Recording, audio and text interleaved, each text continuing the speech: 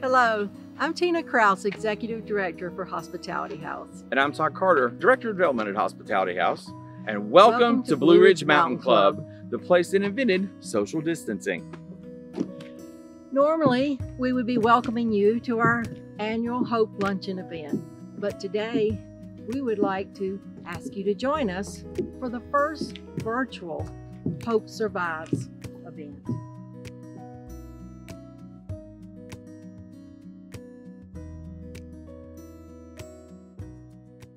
Thank you to our board that has been so diligent this year to support the work that has been so much more challenging this year. They've helped us to make very difficult decisions as we worked through a time when the resources became even more scarce, as the phases and the stay-at-home orders changed all of our in-person events. They've been an encouragement as we plan for a virus that could bring widespread medical needs within our own doors, for both the clients and the staff. So thank you for the hours you give in service, and especially for the advocacy for the people who come through our doors. Let's say hello to our board chair, Lori Whitehead, and all of our board members.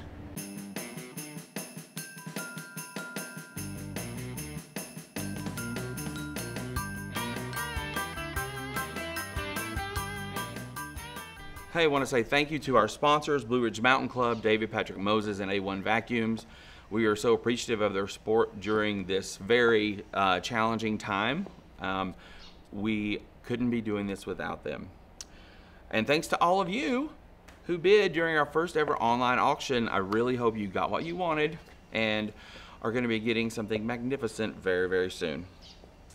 Now, for those of you who've been here before, normally we wait until the end of the program to ask you for a gift. But as you can see, we have to do things a lot differently this year. So throughout this broadcast, you will see a variety of ways to give that'll pop up on your screen. Think of this as our virtual modern day telethon. Jerry Lewis not included. Just give when you're inspired and ready, and you can donate on Venmo at HOSPHOUSE or PayPal at paypal.me/HOSPHOUSE. or Cash App, HOSPHOUSE, or you can text HOSPHOUSE to 707070. I'm going to say that again because I've always wanted to have a way for people to give via text. HOSPHOUSE to 707070. Or you can go online to HOSPHOUSE.org. That's HOSPHOUSE.org. Thanks again for all of you who are joining us on Facebook Live, YouTube Live, or on our website. Now, it's not too late to share with your friends. Start a watch party on Facebook, share your link, and have them hop on and join us for our first ever virtual event. And for those of you who may just be hearing about us or are joining our event for the first time, here's a brief overview of what Hospitality House is all about.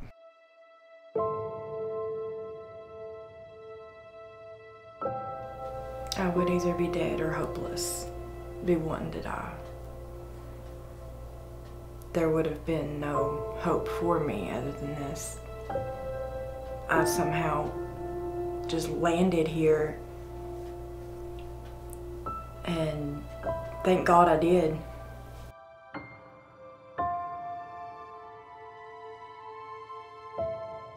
One of the biggest things for people to understand, or one of the misconceptions, is that we're a homeless shelter. And yes, we do shelter people in the storm, but we're really a housing agency that provides housing, hunger relief, and crisis assistance to keep people from becoming homeless. I put my head, you know, where I drank a lot. And when you start doing that, people don't let you stay. So I decided to go to the Hospitality House. Misconceptions about homelessness are ingrained in our culture. And if you look at the history of homelessness in America, it's a problem we created, so we believe that we can end it, we can solve it because we created it. As our society, we've got to learn to look beyond that and to see the 74-year-old woman that was locked in a shed, to see the 10-year-old girl fleeing with her mother in the middle of the night with no place to go, or hiding in their car in the Walmart parking lot, afraid to move.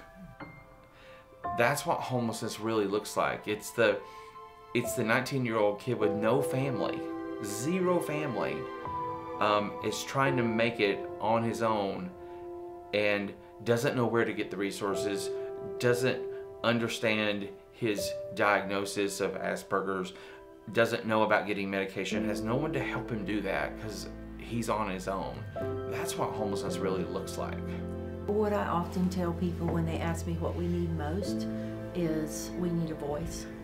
We need their voice in the community. Their ability to go out and tell others what homelessness really looks like. And in this rural area, it is different. It is, as Todd described. That voice can make a lot of change. They'll help you get back on your feet. Help you get your dignity back. Help you get your strength back, spiritually, mentally. They are more flexible than some parents. Like they're incredible what they try to do for everybody that needs help from them. And I would give anybody the advice that was going through what I was going through to not wait as long as I did, to hurry up and get over here. Hello, my name is Jim Pitts. I'm the General Manager of Blue Ridge Mountain Club. I want to personally welcome you to the Hospitality Hope Survives virtual event. This year, instead of being together for the luncheon to laugh, cry, and celebrate Hospitality House, we find ourselves confined to video. And regrettably, instead of having the emotion of the luncheon to relax your pocketbooks, we only have a serene backdrop. Who was that guy? BRMC's mission is to build community. The essence of that mission is to nurture the spirit of community. And while nurturing the spirit of the community might be our mission, it's actually mission critical to Hospitality House.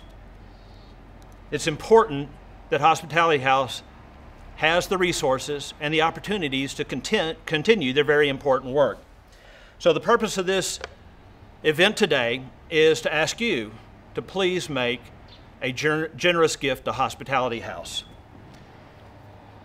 And one of the things we recognize as a result of the pandemic is what is really happening behind our face mask. Oftentimes it's hard to tell whether somebody is happy or somebody is sad. But at Hospitality House, these people are always happy. They're always there to provide comfort and undying love and consideration and compassion for those who enter its doors. It is critically important that we're able to continue this mission and for them to continue to do their very important work. Thank you, and please make your contribution.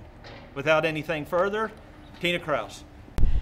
Thank you, Jim Pitts, for your continued support from Blue Ridge Mountain Club to Hospitality House.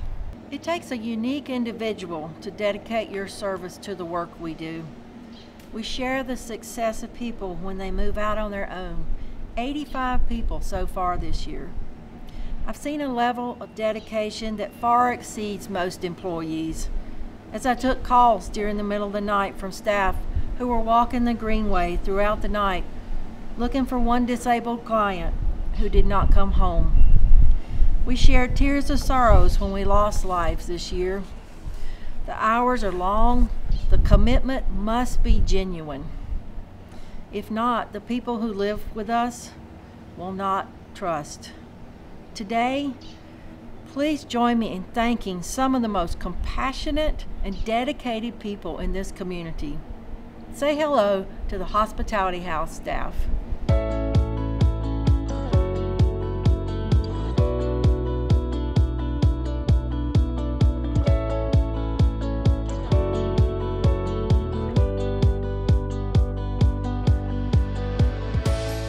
Every year, I have the honor of announcing an award that is given to one staff member who has gone above and beyond throughout the entire year. This person started early with the agency in 2015, working as a student on a service learning project. After graduation from Appalachian State, they applied for a more long-term project as a 2-year AmeriCorps Vista. We saw something very different in this young person, a level of leadership and dedication to our mission that's not often seen in a person at that early age. As the AmeriCorps Vista project came to an end, we knew we had someone that we needed to keep on staff. We wanted him to be a part of our team. As a full-time staff member, he's continued to live out that mission, placing first the value of dignity and respect for people experiencing homelessness. I can hear him in his office talking right now, saying to people, "I care about you." The level and trust and relationship that he's been able to build with people is remarkable. As I wrote this, I felt my own tears coming as I recalled him moving a man who'd been homeless and outdoors for several years into his own apartment in permanent supportive housing. This man didn't have much. In fact, all he had was a backpack.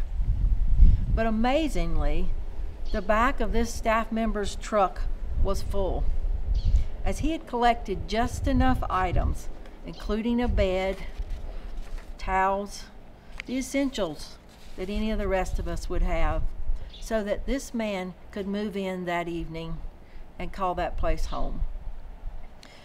I watch this happen every day, just a part of the job, making a difference and truly caring about people as they cross his path. This year, the Above and Beyond Award goes to Ethan Flynn. I've watched this happen every day, just part of the job, making a difference and truly caring for the people who cross his path. This year, the Above and Beyond Award goes to Ethan Flynn.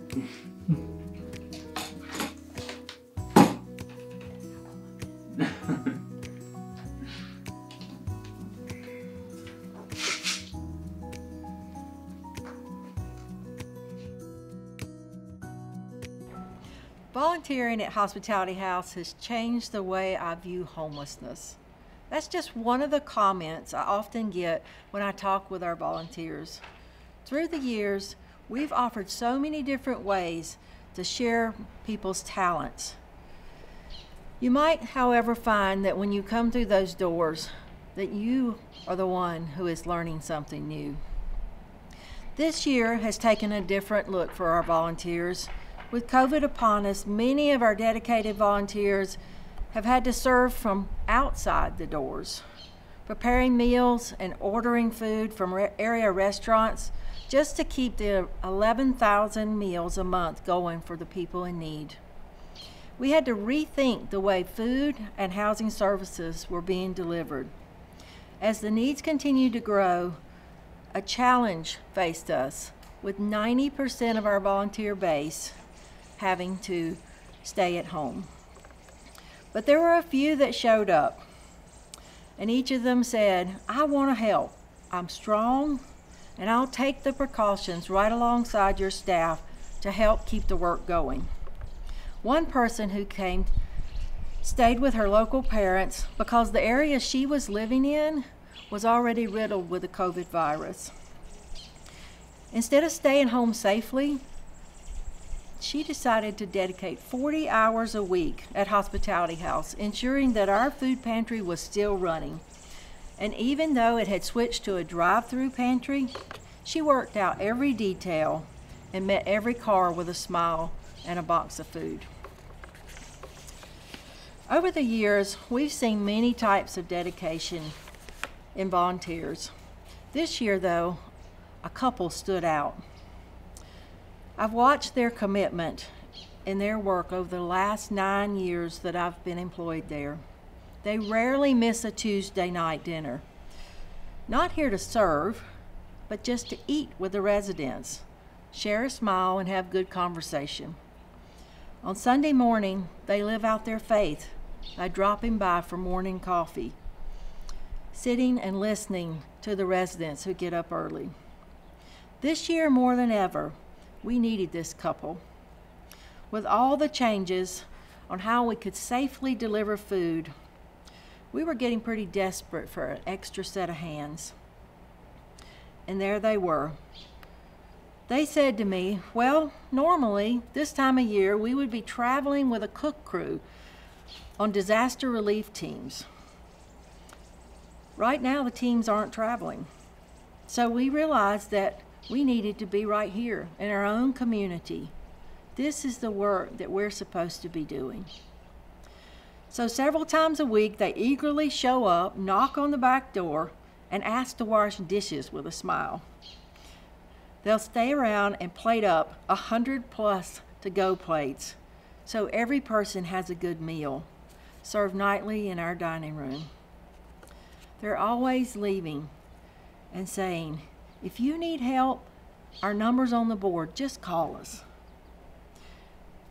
They have a caring smile, a listening ear, and they just bring joy to a room, which is so needed right now during this time. This year, we would like to say thank you and honor Bob and Janet Ellison for the Volunteer of the Year Award. We've been in the business of changing lives for over 36 years. We've helped many people survive before, and we're going to keep on doing that because that's what we do.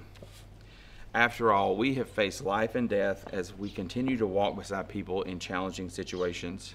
Now, take a look at how things have changed and get the inside scoop on how we're handling a global pandemic.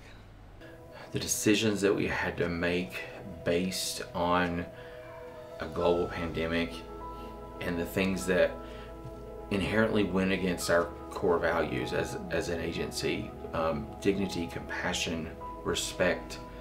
I mean, dignity is huge for us here, and to sit back and think, well, that person no longer gets to say, I don't like broccoli.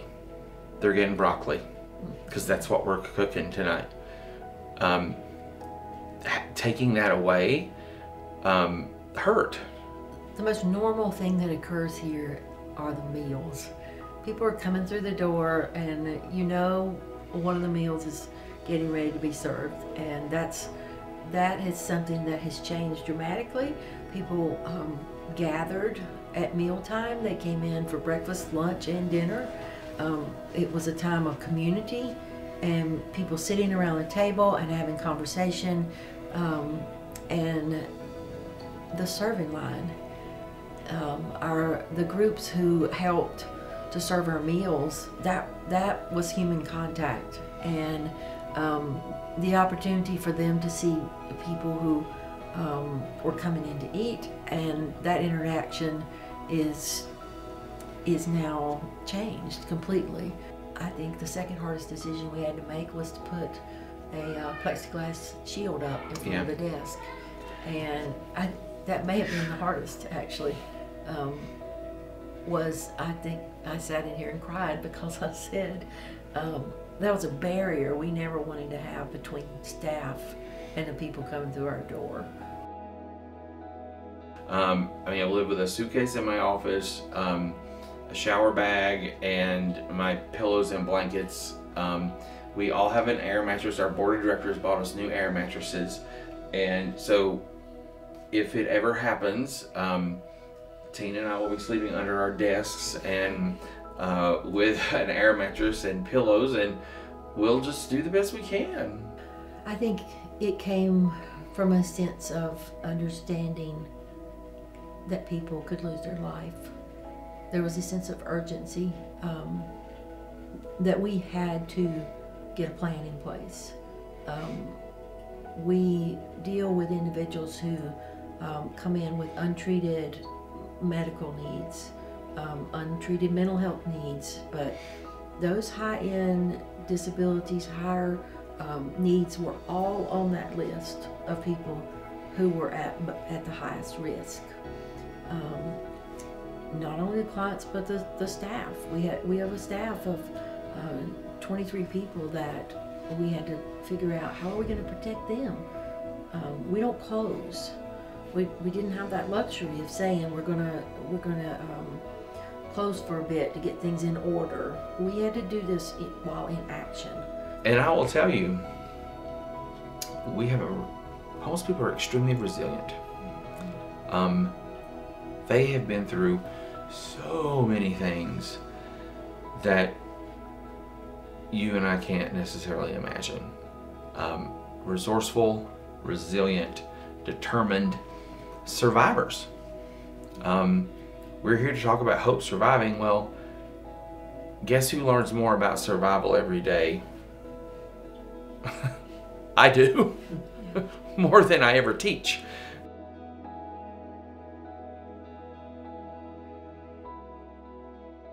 If there's one thing a person who's experiencing homelessness knows, it's survival. Every hour could be spent looking for a place to lay your head down. The place you camped last night drew strangers who looked longingly at the blankets as you unrolled them. You no longer feel safe, so it's time for you to move on. It could be enduring the cold, wet weather as you make your way across the icy greenway, wearing the worn shoes that you were given to start this new job, hurrying to beat the dark as you make your way back to the shelter for another night's stay. You may have survived the abuse of your own adult children, who continue to take your Social Security check each month while putting you out of the car at the door of the shelter, letting you know that they'll be back next month so that you can sign that check for them again. Survivors also can be very young. As you listen to your mom on her phone say, "I don't know where we're going next. He'll find us no matter where we go." She presses closer with her small body to her mom's knee, remembering that he shouted last time, "If you leave, you will not live to see the sunrise." Her young face watches the sky closely for the sun to come up. Survivors can be lonely as they lay in the hospital bed with doctors and nurses speaking all around them. The news is not good for you. You don't really understand all the words that they're saying, but you do feel the sting when one of them says, "They don't have a family to notify. They're from Hospitality House." You've survived worse. Why don't they just ask you? If you could speak right now, you would tell them, "Your family is Hospitality House. Just call them, please."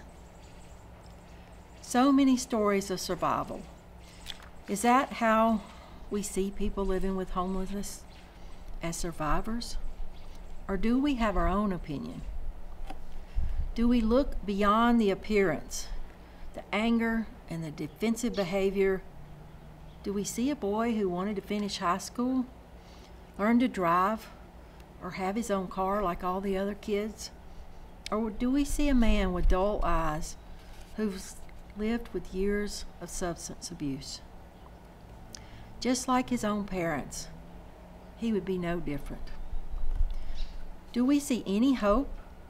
Can you see past the survivor who wears his guard like a wall that no one can get through? Every day we see survivors. It's hard work, not for the person who expects quick solutions that fit in a 9-to-5 job. Every person is different. They've survived situations that make most of us uncomfortable to talk about. How do you even begin to break down those walls they've built to protect themselves from hurt again? We start by being present. So many times I listen to staff as they walk beside a person who's just shown their worst behavior, and they say to them in a calm voice, "You can't keep doing this. I care about you. Can we talk about this some more tomorrow?" When you stay present with a person, eventually you do see that survivor. As staff, we often have to step back a moment to look for the strength in that person. What does that person do well? How can we help them see the characteristics they have as strength? It's taken a toll on their appearance, So sometimes you have to sit with them a while to see the person inside, seeing what they have survived as a part of their story. When that happens, together we both begin to shift. There are more chapters to be written. They go beyond the pain and the broken pieces. That's not what has defined them. But that level of strength that they have built is where they have survived. It's that strength that we are looking for as they enter the doors of Hospitality House. Today, we want you to listen to the chapters that have built the lives of these survivors. These chapters are not finished, so sit with them and be present. There's hope in these stories. Well, I came up here from Raleigh, and at first I was sleeping on the streets. I have nothing to be ashamed of, because I put my head, where I would drink a lot, and when you start doing that, people don't let you stay. My mom got tired of picking up after me and let me come and live with her every time I mess up. So she just kind of told me I need to fend for myself this time. People always say that I'm resilient, and sometimes I'm tired of being resilient. I'd probably be dead somewhere, OD'd. If not dead, then I would still be in active addiction. And I wouldn't have my kids, I wouldn't have a home, I wouldn't have anything going for me. I overcome drug addiction, I overcome homelessness. Cancer, bipolar disorder, being homeless. And we're happy. We've overcome so many roadblocks in our life, and life's amazing. Surviving to me means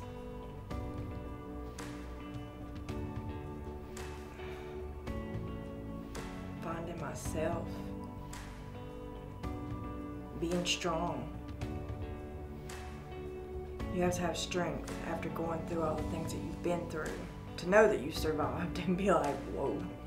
I just want to thank the staff at the Hospitality House for all of their hard work.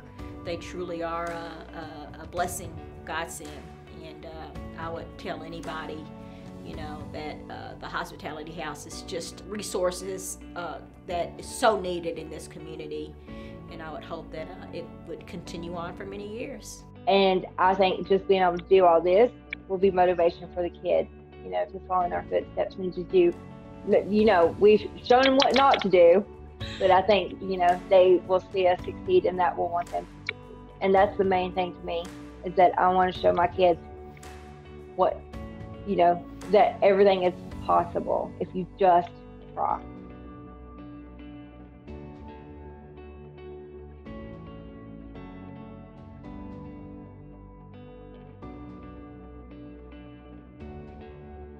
All those unfinished stories,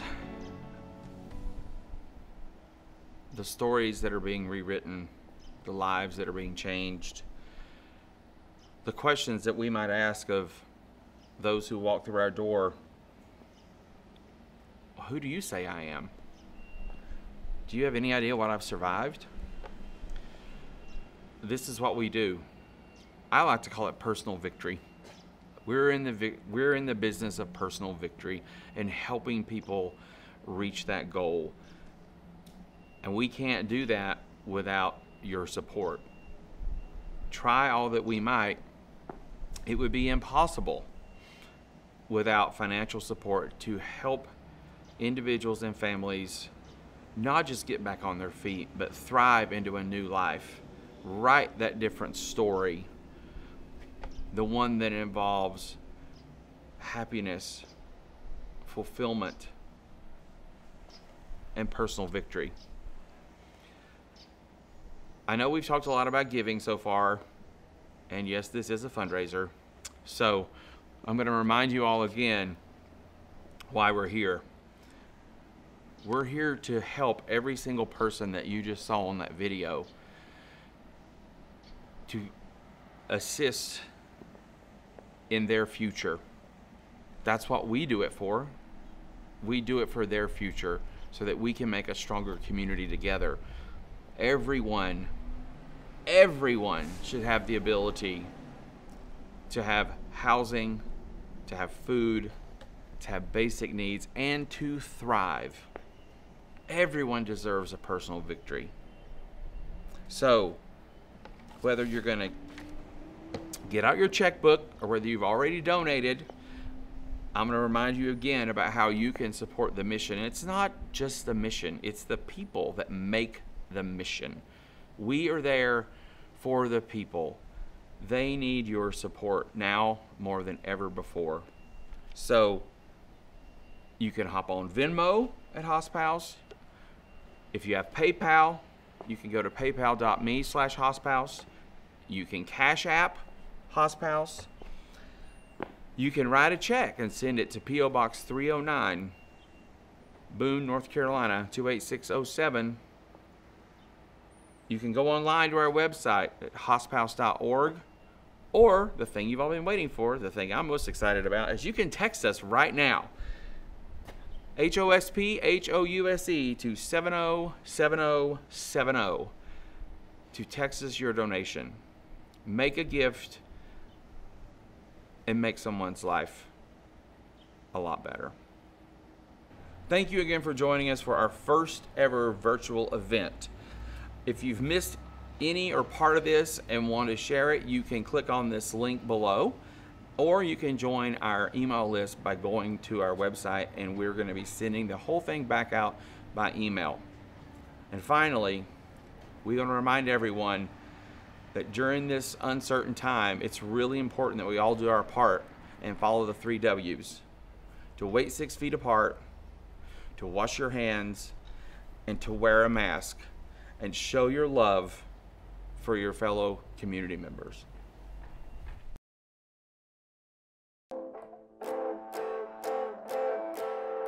Look at all the homeless people. Look at all the homeless people. Woke up this morning looking for work with no money and nowhere to go. Oh, I felt so desperate and lonely. I could be out at a hole in my soul. And nobody knows all the homeless people. Where do we all come from? All the homeless people. Where do we all belong? Looking for shelter. Cold and it's windy and you know it's raining outside. Nowhere to hide, nobody working. There are no jobs and it seems that the town inside. I gave up the fight, all the homeless people. Where do they all come from? All the homeless people. Where do we all belong? Look at all the homeless people. Look at all the homeless people. There are so many who die in the street, hungry, lonely, addicted to drugs. And there are no hugs. People pass by us, all they can do is to roll up the windows and stare. Nobody cares, all the homeless people. Where do we all come from?